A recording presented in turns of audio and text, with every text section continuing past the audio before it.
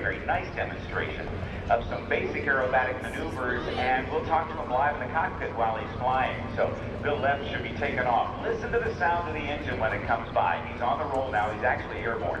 This is a 600 horsepower motor. It's a radial piston engine, and listen to the growl. Pratt & Whitney R1340.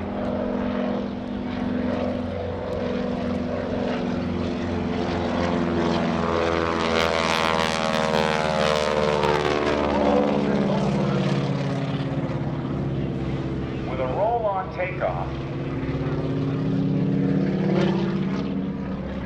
And in just a moment, I'll put out a call on the radio and we'll say hello to Bill Leff. As a matter of fact, I think maybe I'll just do it now. Hello, Bill Leff. This is Rob Ryder. Are you there? No, he's not yet. He's not yet switched over. Good morning, Rob. Oh, hello, Bill Leff. Good morning to you, sir. You got a good sky today, sir. It is a beautiful day here in NAS Oceana, Virginia Beach. Going to start out with a nice big old barrel roll. All right, the barrel roll is a very elegant-looking maneuver that's very challenging.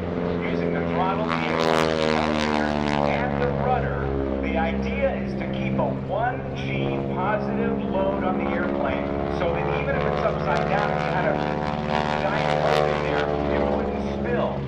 Start and stop at the same altitude airspeed, and that's how he did it. A little energy management today. We're trying to climb on each maneuver instead of losing altitude, so we've got a little bit more altitude. Now we're going to do a slow roll.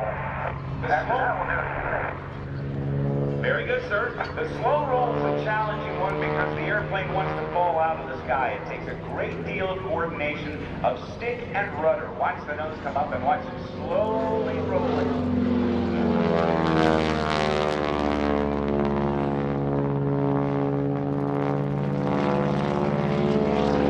Well, I'm glad the engine's not sputtering. Means you have an inverted fuel and oil system. Well, actually, it's the way the engine's set up to run. It'll run sometimes when it's upside down, and sometimes it doesn't. Okay, I'm glad it is for us here today. All right, what's coming up? Okay, now we're going to do a Q&A. You can tell them all about the history of that. We'll follow that by a barnstormer loop. Very good. Back in 1936, and this is the story Bill just alluded to, a guy named Len Povey was doing an aerobatic demonstration at the Miami Air Races, and he was doing a loop, and he was too low at the top of the loop to successfully complete it, so rather than making a smoking hole in the ground, he rolled out and then did the same thing in the opposite direction. And the air show smoke coming from his engine, from the exhaust of his engine, traced a figure 8 lying on its side in the sky. And since he was also training Batista's Cuban Air Force pilots to fly aerobatics, when he ended the demonstration, nobody had ever seen the maneuver. He said, well, what maneuver is that? And he replied with 2 words in Spanish, Ocho Cubano. Cuban 8, and the name is stuck for literally 80 years. Let's watch him. He comes back on the right-hand side, pulls up over the top, and inscribes this other half of the 8 in the sky.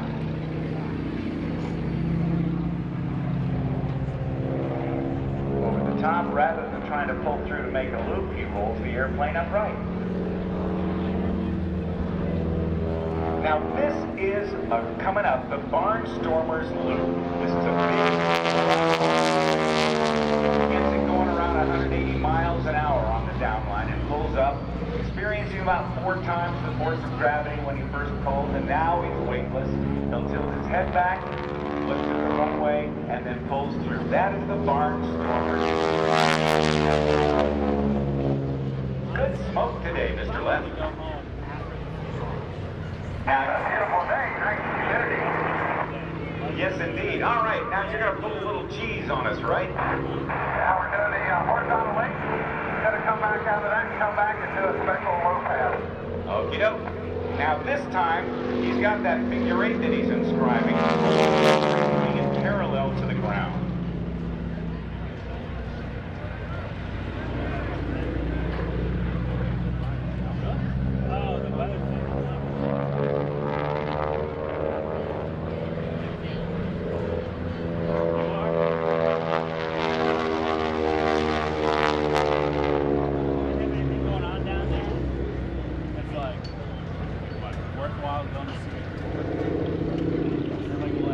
airplane that Bill is flying weighs about 5,300 pounds, just shy of 3 tons. And it was a trainer used in World War II.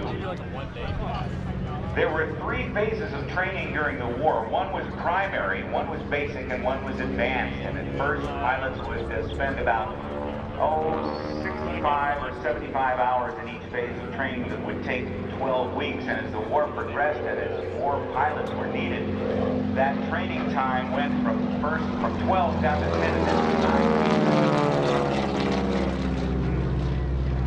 9. Now look at the landing gear. I noticed something very different about that. Your landing gear shows up, down, up, whatever. Okay, extended the gear. I wasn't expecting that. Now I guess that means you are aerodynamically dirty. That's correct, and what we're going to do now is we're going to slow it down and do a high alpha pass. Okay, the high alpha pass means he's going to pull the nose way up above the horizon and bring the power back and then add power as he keeps pulling that nose up and slows this. Slow it down, head into the wind here a little bit. He's going to slow this nearly 80 miles per hour. There's 70 miles per hour. 65. I can pass you on the freeway, Bubba.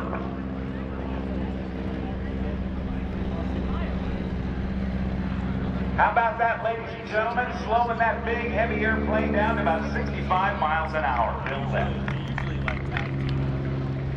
You had it going very slowly, sir. You get it going much slower than that, you'll turn into a bag of hammers. That would not be a good thing. Okay, next we're going to do... We're going to turn around here and take up a little speed and do a 4-point roll. Very good. Showing the precision in maneuverability of this very, very old, 70-plus-year-old airplane. Let me ask, hey, Bill, when did this aircraft come off the production line from North American Aviation? I believe it was July or August of 1943. Right in the middle of the war. Yes, sir. It's built in Dallas, Texas. That's why they call it Texas. Yes, sir. Now, the Navy has a new one they call the Texas, too. But it's air-conditioned, has a nose wheel. Yeah, and it goes faster, but it still carries the legacy name of the Texan. All right, we're ready for the 4-point. Let's watch him as he goes up and rotates 90 degrees and stops. 90 degrees and stops, does that 4 times around. So we'll stop at the night range flight. It'll go 90 degrees, 30. It'll go down to 90 more and 270 degrees. That's the 4-point hesitation roll. You'll see some more of those. You'll see even more complex rolls later on in the show. But I want you to get a good view of just what this 4-point roll looks like. Okay, what's coming up next, Bill? Okay, now we're going to do a aileron roll, and then we're going to come down and do a couple low photo passes. All right, very good. The aileron roll involves pulling the nose up and then throwing the joystick that comes up between the floorboards between his knees. He'll just throw it over to the left, and the aircraft will roll as it goes forward at about 140 miles an hour. Maybe a little faster than 140.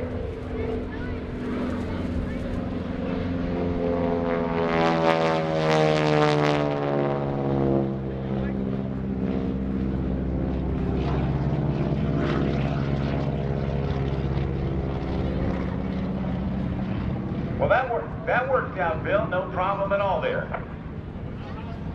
Yep, okay, now we're going to do a photo pass. Very good. I'll let the people watch and listen to the engine. By the way, what's your RPM going to be on this photo pass? Full windows. Which is what, 2,300 or 2,200 RPM? 250. I'm sorry, say again? 2250. Copy that. Now, as you hear this, 2,250 RPM, the growl you hear is actually the sound of the propeller tips going supersonic at that 2,250 RPM. Let's listen.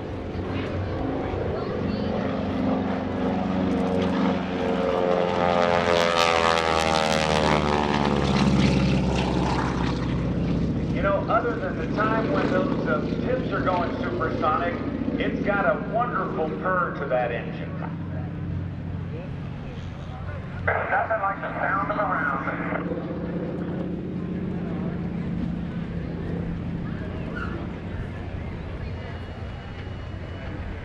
Okay, now I'll show it this other side. And then we're going to make one last pass after this. And that's going to be a tribute pass. Very good, sir. We'll be watching as you come on through.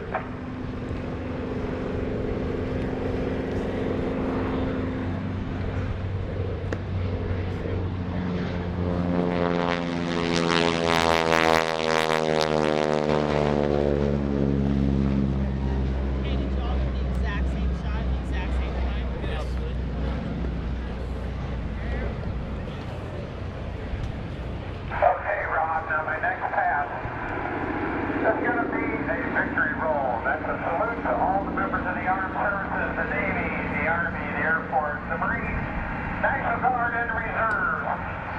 And a special shout out to those in remembrance of 9/11. Yeah, this is quite the day, Bill. Thanks. We're looking forward to that, and we will be doing a special 9/11 tribute later on in the show. We're ready for the maneuver. Ladies. All right, this will be the traditional fighter pilot victory roll. Yes, indeed. Anytime a fighter pilot had a successful aerial victory shooting down an enemy plane, he'd come back over the field on his way in and zoom in pretty fast, and the nose would come up, and he does the traditional victory roll. Bill Leff.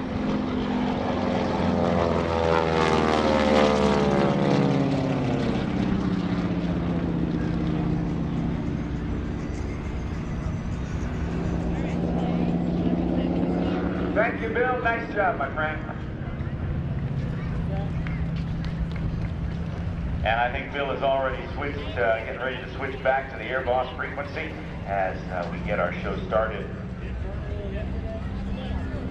with a very, very nice demonstration from Bill Leff, the city that taught the world to fly, Dayton, Ohio. Depending on whose history books you read,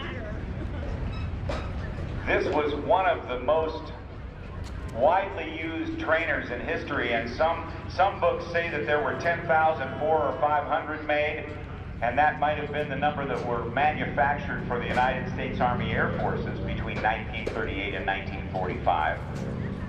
Other sources say there were 15,000 built, and one source I came across said that the number manufactured was upwards of 22,000.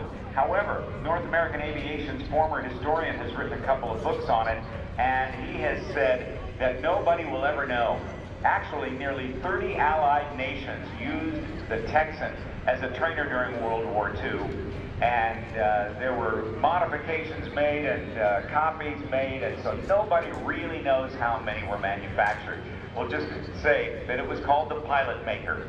The primary and basic and advanced stages of training took pilots from very simple airplanes, often like a biplane with a very low horsepower motor, and in through basic training with a more powerful motor and more complex systems, and all the way up to this North American Texan trainer, which was fully capable of high-performance aircraft, and even though it only went about 175 miles an hour in cruise, it could get faster than that, but it was instrumented in such a way that pilots could learn how to fly blind, as they say.